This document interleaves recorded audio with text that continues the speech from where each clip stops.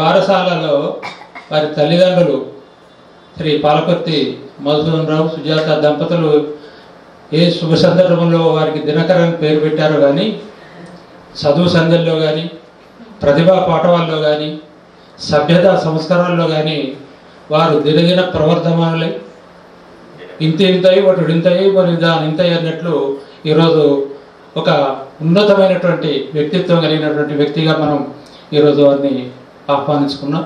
మరి వారు హుజరాబాద్ ప్రభుత్వ డిగ్రీ కళాశాలలో ఆంగ్లోపాధ్యాయులుగా పనిచేస్తూ వృత్తి ఏదైనా ప్రవృత్తి మాత్రము తెలుగు భాషపై వారికి ఉన్నటువంటి అభిమానం, ఆ అభిమానంతో వారు ముఖ్యంగా తెలుగులో ఉన్నటువంటి మంచి మంచి రచనలన్నిటిని కూడా ఆంగ్లానికి అనువాదం చేస్తూ దేశవ్యాప్తంగా కేవలం ఇప్పుడు మనకు ప్రింట్ అయిన పుస్తకాలన్నీ కూడా మామూలు పబ్లిషర్ కాదు సార్, అది ఢిల్లీలో ఆథర్స్ ప్రెస్ అనేటువంటి మంచి పాపులర్ పబ్లిషర్ ద్వారా అది మనకు ప్రింట్ అయ్యి వచ్చాయి. ఈ 3 బుక్స్ కూడా పివి గారి సాహితీ వైభవం గురించి 4 మాటలు మాట్లాడారు.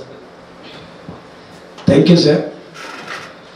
వేదిక మీద ఉన్న ముఖ్య అతిథి పెద్దలు వైద్యో నారాయణ హరి డాక్టర్ శివసుబ్రహ్మణ్య గారికి, పివి నరసింహారావు గారికి అత్యంత ఆప్తులు పాములపర్తి సదాశివరావు గారి తనయుడు పాములపర్తి నిరంజన్ రావు గారికి, ఈ మనం ఇక్కడ చాలా సౌకర్యంగా కూర్చోవడానికి ప్రధాన కారకులు పెండమ్ ఇన్ఫ్రా డెవలపర్స్ ఎండి మరియు వరంగల్ దర్శన్ ఎండి కూడా అయినటువంటి పెద్దలు పెండమ్ రమేష్ బాబు గారు, మా మనోహర్ రావు గారు అబోపా అధ్యక్షులు, కార్యదర్శి నరసింహారావు గారు, ఈ అవార్డు కమిటీకి చైర్మన్ ఇంతకుముందే చెప్పారు జగమెరిగిన బ్రాహ్మణుడు శ్రీ పుట్లపల్లి శ్రీనివాసరావు గారు, మంచి కవి. తెలంగాణ సాహిత్య అకాడమీలో ఒక 100 కవితలు సెలెక్ట్ చేయబడ్డాయి. Translators were invited to that particular translation workshop by chairman Telangana సాహిత్య అకాడమీ సిద్ధారెడ్డి గారు. నిజానికి వాళ్ళ దేశాన్ని పరిపాలిస్తున్న వాళ్ళు ఎవరైనా సెలెక్షను, కలెక్షను, ఎలక్షను అనేటువంటి 3 సూత్రాల మీదనే ఇప్పుడు దేశాన్ని అంతా ఏలుతున్నారు. అందరినీ సెలెక్ట్ చేసుకుంటారు, తర్వాత కావాల్సినవన్నీ కలెక్ట్ చేసుకుంటారు, ఎలక్షన్స్కి పోతారు, పీఠం మీద కూర్చుంటారు. ఈ 3 అలవాటు లేని పివి నరసింహారావు గారి గురించి కూడా ఒక మాట అందరూ చెప్తారు. అంటే ఒకసారి పివిఆర్కే ప్రసాద్ గారితో మాట్లాడడం జరిగింది 2016-17లో అనుకుంటాను. పోయిట్రీ టు పాలిటిక్స్ అనేటువంటి పుస్తకం తీసే క్రమంలో ఆయన్ని వ్యాసం రాయమన్నప్పుడు ఆయన మాట్లాడుతూ ఒక విషయం చెప్పారు. ఏంటంటే పివి నరసింహారావు గారు ఏ కార్యక్రమాన్ని ప్రారంభించాలనుకున్నా అందరినీ పిలిచి మన జవహర్లాల్ నెహ్రూ గారి యొక్క ఆశయాలకు అనుగుణంగా ఇందిరాగాంధీ గారి అడుగుజాడల్లో ఈ 2 కామన్ అన్నట్టు. అంటే ఇప్పుడు మనం India is my country, all Indians are my brothers and sisters, అది అట్లే ఉంటుంది. You cannot add or delete or change even a single word in it. అట్లనే పివి నరసింహారావు కూడా ఈ 2 వాక్యాలు తప్పకుండా అంటున్నారట. ముఖ్యంగా ఈరోజు పివి సాహితీ వైభవం గురించి మాట్లాడదామని నేను అనుకుంటున్నాను. అసలు నేను ఈ అవార్డుకి ఎందుకు ఎంపిక చేశారో మరి కమిటీ వాళ్ళు నాకేం చెప్పలేదు, శ్రీనివాసరావు గారు కూడా ఏం చెప్పలేదు. కానీ నేను ఎందుకంటే గిల్టీ ఫీలింగ్ నాకు వద్దు మళ్ళీ ఎందుకు, ఎందుకంటే నా ముందు తీసుకున్న 3 కూడా అత్యద్భుత ప్రతిభావంతులు. వాళ్ళతో పోలిస్తే నేను నత్తి, వాళ్ళు నాగలోకం అయితే నేను నక్క. కాబట్టి ఇది చాలా వేరియేషన్ కనబడుతుంది నాకు. ప్రొఫెసర్ లక్ష్మణమూర్తి గారు నా రోల్ మోడల్, నా ఫేవరెట్ టీచర్. తర్వాత గరికపాటి నరసింహారావు గారు, తెలియని వాళ్ళు ఉండరు, పద్మశ్రీ. 3వ వ్యక్తి కోవెల సుప్రసన్నాచార్య గారు. అంత 3 పక్కన నేను తీసుకోవడం అంటే నిజంగా మీరు నమ్ముతున్నారో లేదో, అది తెలిసినప్పటి నుండి ఇవాళ రాత్రి వరకు నిద్రపోలేదు సార్. నేను ముఖ్యంగా 3 పుస్తకాలు తీశానండి పివి గారి మీద. మొదటి పుస్తకం poetry to politics, tributes to Shri P V Narasimha Rao గారు. దాంట్లో చాలా గొప్ప వాళ్ళ ఆర్టికల్స్ని ఇంగ్లీష్లో కలెక్ట్ చేసుకొని, అట్లా రాయని వాళ్ళను 1-2 తెలుగులో రాయించుకొని ట్రాన్స్లేట్ చేసుకొని దాదాపు 25 వ్యాసాలని ప్రచురించడం జరిగింది. అందులో ఆయనతో పాటు పనిచేసిన వామన్రావు గారు, ఆయనతో పాటు పనిచేసిన పివిఆర్కే ప్రసాద్ గారు, తర్వాత సతీష్ శర్మ గారు, ఇట్లాంటి పెద్ద వాళ్ళందరూ ఆ పుస్తకంలో రాశారు. రెండవది వారి కథల్ని ప్రపంచవ్యాప్తంగా మరియు భారతదేశంలో చాలా మందికి తెలియజేయాలన్న ఉద్దేశంతో ఫైట్ అండ్ ఫార్చ్యూన్ అనేటువంటి పుస్తకాన్ని తీసుకొచ్చాము. ఆ ఫైట్ అండ్ ఫార్చ్యూన్లో 2 కథలు నేనే రాయడానికి కొంచెం నాకు మొహమాటం అనిపించి మా ప్రొఫెసర్ కె పురుషోత్తం గారు ఫార్మర్ రిజిస్ట్రార్ కాకతీయ యూనివర్సిటీ గారిని ఇంగ్లీష్లోకి అనువదించమని కోరగానే వారు అనువదించారు. వారేమో గొల్ల రామవ్వ షెపర్డ్ పేరుతో, నేను మంగయ్య అదృష్టం అనేటువంటి నవలికను మంగయ్యాస్ ఫార్చ్యూన్ పేరుతో ఫైట్ అండ్ ఫార్చ్యూన్ అనే పుస్తకాన్ని తీసుకురావడం జరిగింది. గొల్ల రామవ్వ ఎంత అద్భుతమైన కథో దానికి ఎట్లనన్నా దక్షిణ భారతదేశంలో ప్రాచుర్యం కల్పించాలన్న ఉద్దేశంతో మాకు ఆల్ ఇండియా లెవెల్లో ట్రాన్స్లేటర్స్ ఫోరం ఒకటి ఉంది. ఆ ఫోరంలో నాకు ఎదురైన మిత్రులతోటి నేను చేసినటువంటి ఒక ప్రయోగము ఈరోజు మీరు చూస్తున్నటువంటి ఈ మలయాళ పత్రిక. కేఎం అజీర్ కుట్టి అనేటువంటి ఒక గ్రేట్ ట్రాన్స్లేటర్ గొల్ల రామవ్వ స్టోరీని ట్రాన్స్లేట్ చేశారు. అలాగే కన్నడంలోకి కేజీ జ్ఞానమూర్తి అని సెంట్రల్ ఇన్స్టిట్యూట్ ఆఫ్ ఇండియన్ లాంగ్వేజెస్లో పనిచేసేటువంటి నా మిత్రుడు, నాకు ఆర్ఐ బెంగళూరులో నా కో ట్రైనీ కేజీ జ్ఞానమూర్తి కన్నడలో ట్రాన్స్లేట్ చేశాడు. కానీ అక్కడ కన్నడ సాహిత్య అకాడమీ వాళ్ళకి ఇచ్చాడు, కువెంపు సాహిత్య అకాడమీ వాళ్ళకి ఇచ్చాడు ఆయన. అది పబ్లిష్ కావడానికి కొంత టైం పడుతుంది. Very soon that will be published in Kannada. అలాగే జ్ఞానశేఖర్ అనేటువంటి ఒక ఫేమస్ తమిళ్ ట్రాన్స్లేటర్, చాలామంది తిరుక్కురల్ వాళ్ళ వీళ్ళ చాలా ట్రాన్స్లేట్ చేశారు. ఆయన తమిళంలోకి చేస్తున్నాడు. అవి కూడా అతి త్వరలో, అంటే మనకు ఒక 1-2 నెలల్లో అవి కూడా పబ్లిష్ అవుతాయి. ఈ విధంగా గొల్ల రామవ్వ కథ 3 దక్షిణ భారతదేశ భాషల్లోకి, అంటే తమిళంలోకి, మలయాళంలోకి మరియు కన్నడంలో కూడా ట్రాన్స్లేట్ కాబోతున్నాయి. అందులో ఆల్రెడీ మలయాళంది వచ్చేసింది బుక్. ఆ బుక్ ఆయన నాకు మా పోస్ట్లో పంపించాడు. తర్వాత ఇంగ్లీష్లోకి ఆల్రెడీ ట్రాన్స్లేట్ అయ్యింది. ఇలా ఈ ట్రాన్స్లేషన్కి సంబంధించి ఒక చిన్న ప్రయత్నం చేశాను. 3వ పుస్తకం ఇప్పుడే మనం రిలీజ్ చేసుకున్నటువంటి P V Narasimha Rao a real Karmayogi, the 100 facets of a polymath. ఇప్పటి వరకు మనం బహుముఖ ప్రజ్ఞాశాలి అంటే ఒక 3, 4, 5 విషయాలు. ఇక్కడ ఆయన శత జయంతి ఉత్సవ సందర్భంగా మనం ఆయన గురించినటువంటి 100 విశేషాలు తెలుసుకోబోతున్నాం. అయితే 100 విశేషాలు రాయాలంటే కనీసానికి 500 పేజీల పుస్తకం అట్లా తయారయ్యేటట్టుగా ఉంది. కాకపోతే ఇప్పుడు కాలం మారిపోయింది. ఇప్పుడంతా కూడా వైర్లెస్ యుగం వచ్చింది. కాబట్టి ఈరోజు మనం చూస్తున్నటువంటి ఈ పుస్తకం కూడా చాలా స్లిమ్గా ఉంటుంది. దీనికి ముఖ్య కారణం ఏంటంటే ఏదో రాయడానికి భయపడో, పబ్లిష్ చేయడానికి భయపడో, పుస్తకానికి ఖర్చు పెట్టుకోవడానికో భయపడిన పరిస్థితి కాదు ఇది. ఈ 100 పేజీల లోపు ఉన్న పుస్తకంలో పివి గారి గురించినటువంటి 100 విశేషాలని ఏర్చి కూర్చోడం వరకు. మీకు తెలుసు కదా, precis is the very difficult technique in English writing. Precis writing అని ఉంటుంది. అంటే ఒక ఇచ్చినటువంటి పారాగ్రాఫ్ని by 3 అంటే 30% కట్ చేసి రాయాల్సి ఉంటుంది. అట్లా రాసి తీసినటువంటి పుస్తకం. ఈ పుస్తకం ద్వారా పివి గారిలో ఉన్నటువంటి విభిన్న కోణాలు ప్రపంచ ప్రజలందరికీ తెలియచేయడమే నా ఉద్దేశంగా నేను వర్క్ చేశాను. దీంతో పాటుగా న్యూస్ ఇండియా అనేటువంటి ఇంటర్నేషనల్ జర్నల్లో, చాలా జర్నల్స్లో కూడా నేను వ్యాసాలు రాయడం జరిగింది. ఆల్ ఇండియా రేడియోలో బహుముఖ ప్రజ్ఞాశాలి పివి మీద వచ్చినటువంటి 50 ఎపిసోడ్లలో నేను కూడా ఒకరిని మాట్లాడిన వాళ్ళలో, TV9కి ఇచ్చినటువంటి టెలి సిరీస్లో కూడా మాట్లాడాను. ఇవన్నీ చేసింది కూడా మనోహరరావు గారు ఈ అవార్డు కోసం కాదండి. ఆయన పివి గారి మీద ఉన్నటువంటి ప్రత్యేకమైన అభిమానంతో ఇది నేను చేయగలిగిన పనిగా నాకు అనిపించింది. దీనికి పూర్తిగా ఏమంటారు, ఈ శక్తిని అంతా కూడా పివి గారే నాకు ప్రసాదించినట్టుగా భావిస్తున్నాను. ఈ సందర్భంగా మీకు ఒక మంచి చక్కటి విషయం చెప్పి నేను 5 నిమిషాలు నా ప్రసంగంలోకి వెళ్ళిపోతాను. అకాడమికా ప్రెస్, వాషింగ్టన్, లండన్లో ఉన్నటువంటి ఒక అకాడమికా ప్రెస్లో literary grandeur of P V Narasimha Rao, the premier of India, the former premier of India అనేటువంటి టైటిల్ తోటి ఒక పుస్తకం రాబోతుంది. దానికి సంబంధించి అకాడమికా ప్రెస్ వాషింగ్టన్ వాళ్ళతోటి నమస్కారం. చొల్లటి రామకృష్ణ గారికి స్వాగతం. ఆ పుస్తకాన్ని కూడా త్వరలో, అంటే నేను ఈ ప్రాజెక్టుకి సైన్ చేశాను, అంటే వాళ్ళు ఒప్పుకున్నారు. దీని ద్వారా ఏమవుతుందంటే ప్రపంచవ్యాప్తంగా in almost all important libraries in the world will carry this particular book, which talks about the literary flavor, literary grandeur of Sri P.V. Narasimha Rao garu.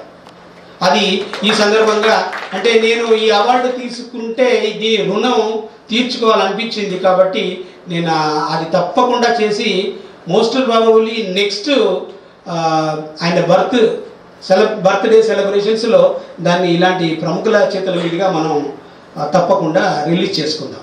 Thank you sir. ఇప్పుడు PV సాహితీ వైభవం గురించి ఎక్కువసేపు ఏం చెప్పాను, మీకు అందరికీ దాదాపు తెలుసు. కొద్దిగా ఒక 5 నిమిషాలు చెప్పేసి వదిలేస్తాను. మామూలుగా కవి కథ రాయడు, కథకుడు నవలల జోలికి వెళ్ళడు, నవలాకారుడు అనువాదం అంటేనే భయపడతాడు. ఇది ఎక్కడైనా జరిగే తంతు. దీనికి తలకే ఊపారు శ్రీనివాసరావు గారు. అంటే it is accepted, approved, registered. Sir register కాబట్టి ఇట్ ఈస్ రిజిస్టర్డ్ అని అర్థం. అట్లాంటి ఇది పివి గారికి చెందింది. నిజానికి హన్మకొండ ఎమ్మెల్యే ఎక్కడ సీట్ ఇచ్చినా నిలబడండి. నిలబడతాడా? నిలబడు. కరీంనగర్ ఎమ్మెల్యే ఇంకా పక్కన కరీంనగర్లో చొప్పదండలు నిలబడమన్నా నిలబడాడు. ఎందుకంటే ఎవడి భయం వాడిది. అన్ని రికార్డు చేయగలను. ఇక్కడ విచిత్రం ఏంటంటే పివి గారు మాత్రం అట్లా కాదు.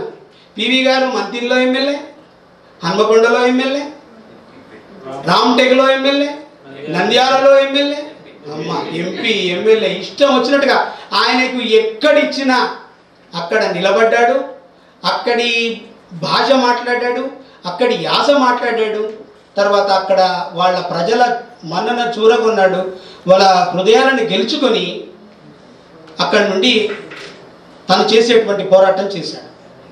కాబట్టి ఇక్కడ కూడా ఈయన అన్ని రంగాలలో కవి, కథకుడు, నవలా రచయిత, తర్వాత అనువాదకుడు, ఇలా విభిన్న కోణాల్లో తన సాహిత్య కృషిని చేశాడు. ఒక మాట చెప్తాను మీకు. ఒకవేళ పివి నరసింహారావు గారు కనుక రాజకీయాల్లోకి రాకుండా ఈ సాహితీ క్షేత్రంలోనే ఉన్నట్టయితే మనకు రవీంద్రనాథ్ ఠాగూర్ లాగా ఒక నోబెల్ ప్రైజును, సాహిత్య అకాడమీ ప్రైజును, మ్యాన్ బుకర్ ప్రైజును కూడా తీసుకొచ్చేవాడు అనడంలో నాకు ఎలాంటి సందేహం లేదు. అంత గొప్ప. మీకు ఒక విషయం చెప్పాలి, నేను పర్సనల్ విషయం. సంవత్సరంన్నర క్రితం అనుకుంటాను, వాణిదేవి గారు ప్రభాకర్ రావు గారు ఒకసారి ఫోన్ చేసి వారి నాన్నగారి కంప్యూటర్లో ఏవో కొన్ని కనబడుతున్నాయండి కథలు లాంటివి, అవి ఏంటో మరి కథలు అవి ఏంటో తెలియట్లేదు, కాకపోతే చాలా రోజులు కావడం వల్ల కొన్ని పదాలు అతుక్కుపోయి అదేదో కొంచెం టెక్నికల్ గ్లిచ్ అనేది అంటారు, గ్లిచ్ అంటారు, టెక్నికల్ గ్లిచ్. దాంతో కొన్ని పదాలు కలిసిపోవడం, కొన్ని పదాలు ఎగిరిపోవడం ఇట్లా జరిగింది. ఇవి ఏంటండి అని చెప్పేసి అది నాకు పంపితే నేను అన్నిటినీ ఒకసారి చూశాను. అవి 6 ఇంగ్లీష్ కథలండి. దాన్నే మొన్న ఆయన శత జయంతి సందర్భంగా మన ముఖ్యమంత్రి గారు రిలీజ్ చేశారు, గ్రానీ అండ్ అదర్ స్టోరీస్ అని.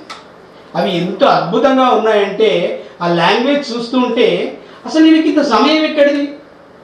అలా ఈ ఆయన రాసినటువంటి చాలా అంశాలను తీసుకుంటే ఫస్ట్ కవిగా తీసుకుందాం. అది అద్భుతమైన కవితలండి. అసలు ఇంత కవితలు జ్ఞానపీఠ అవార్డు తప్ప ఎవరు రాయలేరేమో అనుకుంటాం. ఒక సందర్భంలో ఆయన రాసినటువంటి 2 లైన్లు వినిపిస్తాను. ఇది ఆగస్టు 15, 1972లో ఆయన ముఖ్యమంత్రిగా ఉన్న కాలంలో రజతోత్సవాల శాసనసభ రజతోత్సవాల సందర్భంగా దానికి ఎలా ఆయన ఏమంటారు స్పీచ్ సందేశం ఇవ్వకుండా కవిత రూపంలో చెప్పారు. ఆ కవితను ఒక్కసారి మీకు వినిపిస్తాను. ఆ నిద్రణ నిశీతిని మానసి మేల్గాంచినాడు, ఒళ్ళు విరిచి కళ్ళు తెరిచి ఓహోని లేచినాడు, కటిక చీకటిలో చిమ్మెటు కారడిని పయనించు, నిజ జఠరాగ్ని జ్వాలల నింగినంత లేపినాడు. నిజ జఠరాగ్ని అట, మామూలు అగ్ని కాదని. జఠరాగ్ని అంటే ఆకలి అయిందని అర్థం. ఇక చూడండి ఇంకా వాక్యాలు.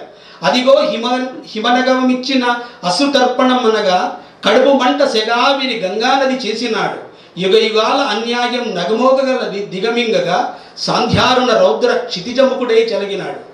సాంధ్యారుణం, రౌద్ర క్షితిజం, అబ్బా పలకడానికి ఇంత కష్టం ఉన్నటువంటి వాటిని ఆయన ఎంత అలవోకగా రాశారంటే ఆయన నిజంగా చాలా గొప్పవాడని చెప్పవచ్చు. అలాగే ఆయన రాసినటువంటి వాటిలలో ఆయన కథలు బాగా రాశారు. ఆ కథల్లో తెలుగు కథల్లో అయితేనేమో మంగయ్య అదృష్టం, గొల్ల రామవ్వ మరియు యదవ నాగన్న.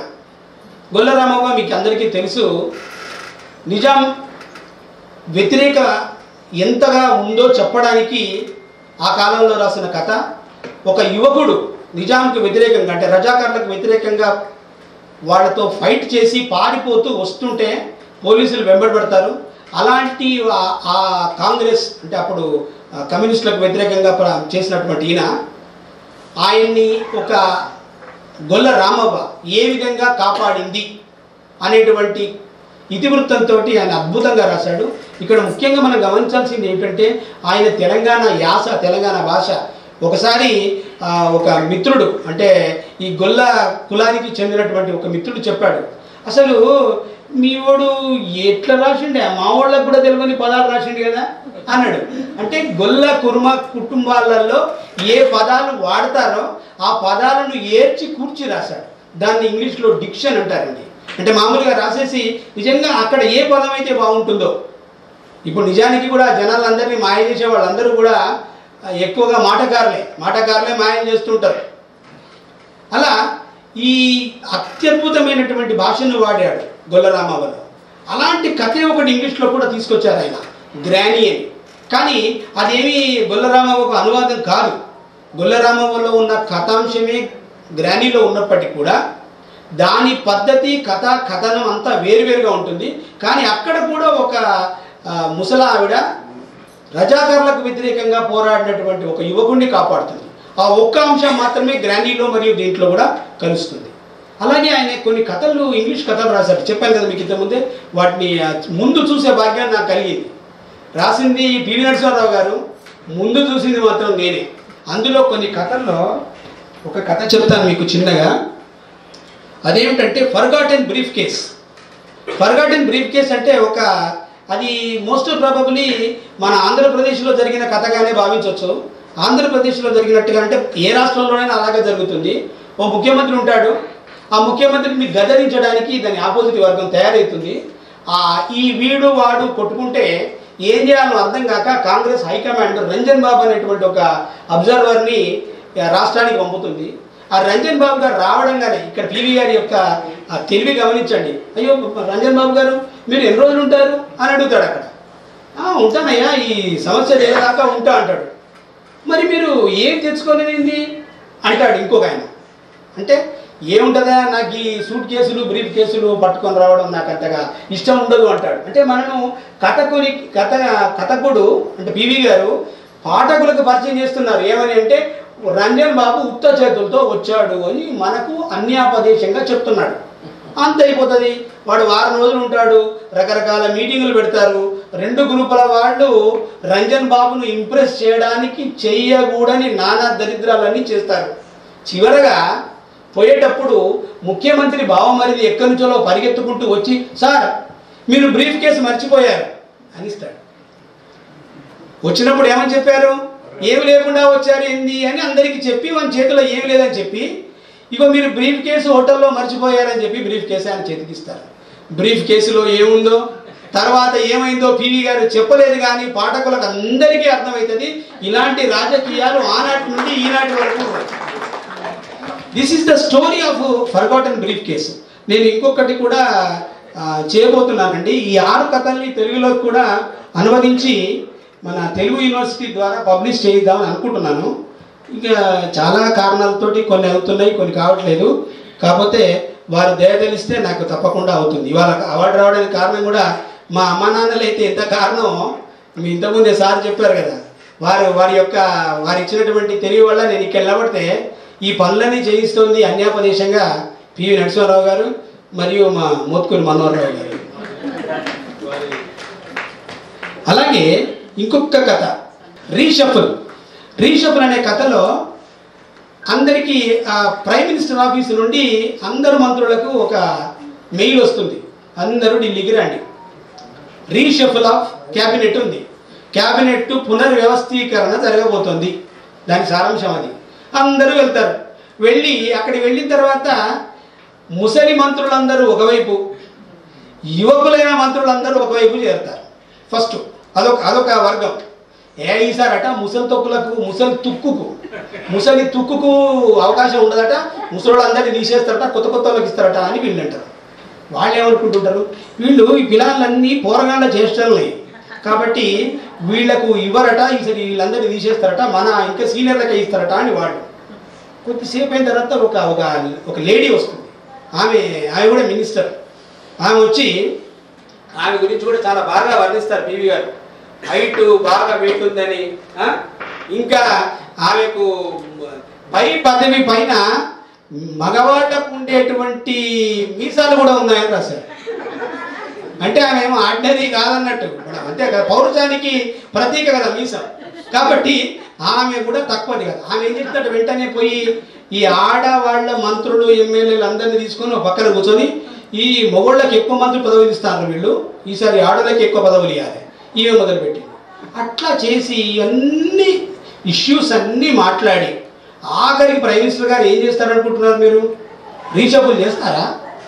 అసలు రీషఫుల్ చేయకుండా అందరినీ బెదిరించి మళ్ళీ ఎవరి స్థానాలకు వాళ్ళని పంపిస్తారు. అది రీషఫుల్ కథ.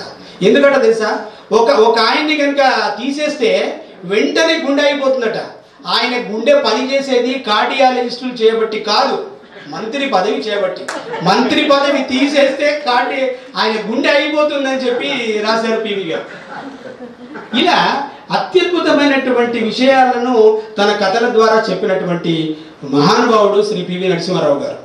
అలాగే అనువాద రచయితగా కూడా ఆయన చేసింది మీకు తెలుసు.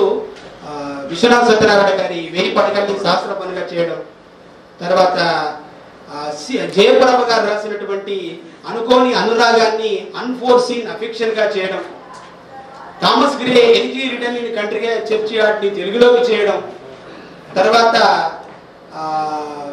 అబలా జీవితం మరాఠీ నుండి చేయడం, ఇలా ఎన్నో అనువాదాలు.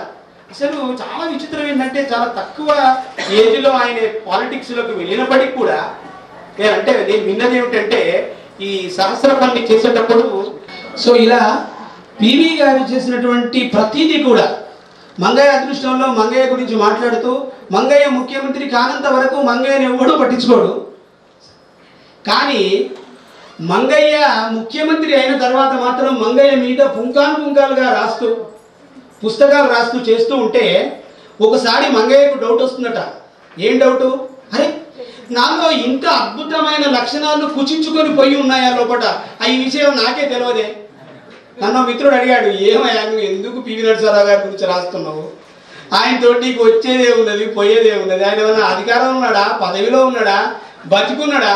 బతికున్న వాళ్ళ మీద రాస్తే ఏమన్నా అయితే, ఒక ఆయన రాసిండు ఎమ్మెల్సీ అయ్యిండు, ఇంకో ఆయన రాసిండు ఎమ్మెల్యే అయ్యిండు అని నాకు ఉదాహరణలు కూడా చెప్పాడు. ఎందుకంటే ఆయన రికార్డ్ చేస్తున్నాడు, అన్ని మాట్లాడలేను నేను.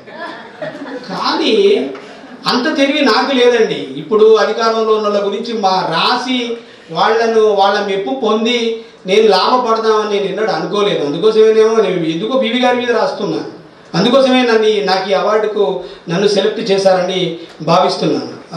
Thanks to committee and అబోపా.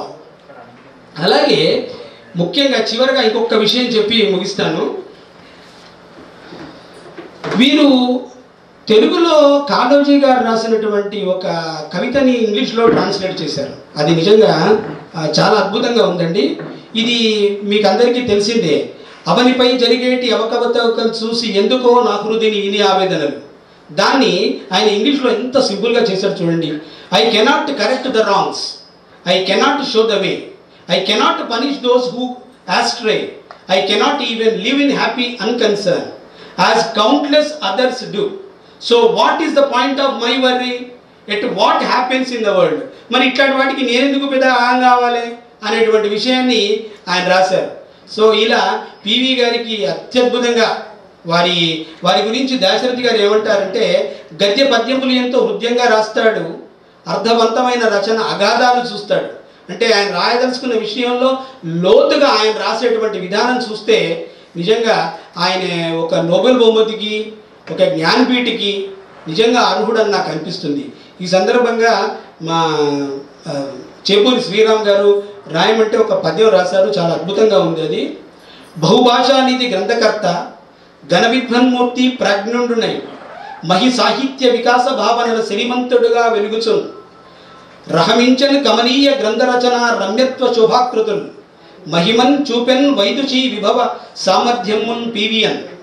ఇలా పివి గారి యొక్క సాహితీ కృషి గురించి చెప్పే భాగ్యాన్ని నాకు ప్రసాదించినటువంటి ముఖ్య అతిథి గారికి, కమిటీ వారికి, పెద్దలందరికీ కూడా శిరస్సు వంచి పాదాభివందనం చేసుకుంటున్నాను. నమస్కారం.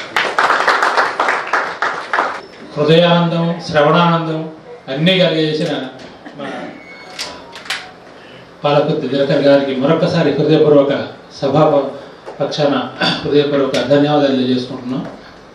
కొందరి పరిచయాలుగానే మిగిలిపోతాయి, కొందరి పరిచయాలు అవి స్నేహంగా మారుతాయి, స్నేహం అభిమానంగా, అభిమానం ఆత్మీయంగా, అది విడలేని బంధంగా మారుతుంది. అటువంటి అనుబంధమే దినకర్ గారికి నాకు ఏర్పడేది. అది నేను యూనివర్సిటీ లైబ్రరీలో పనిచేస్తున్నాగా ఒకసారి వచ్చి వారు నాకు కలిసే ఇట్లా విధంగా చెప్పుకోవడం, ఆ పరిచయం ఇప్పటి వరకు ఒక అనుబంధంగా మారింది. అటువంటి ఇది కలకాలం కొనసాగాలని భగవంతుడిని కోరుకుంటూ ఒక మంచి అద్భుతమైన ప్రసంగాన్ని, ఇది కావాల్సింది మనకు ప్రతి మీటింగ్లో కూడా వారి గురించి, వారి సభ కాబట్టి వారి గురించి కొంత తెలుసుకునే అవకాశం మనం తీసుకోవాలని చెప్పి ఈరోజు సాహితీ వైభవం ఇంకా ఎంతో ఉంది. అది మరి మనం సమయాన్ని కూడా దృష్టిలో ఉంచుకోవాలి కాబట్టి వారు ఎంతో కుదించి క్లుప్తంగా చెప్పడం జరిగింది. మరి వారికి మరొకసారి హృదయపూర్వక ధన్యవాదాలు.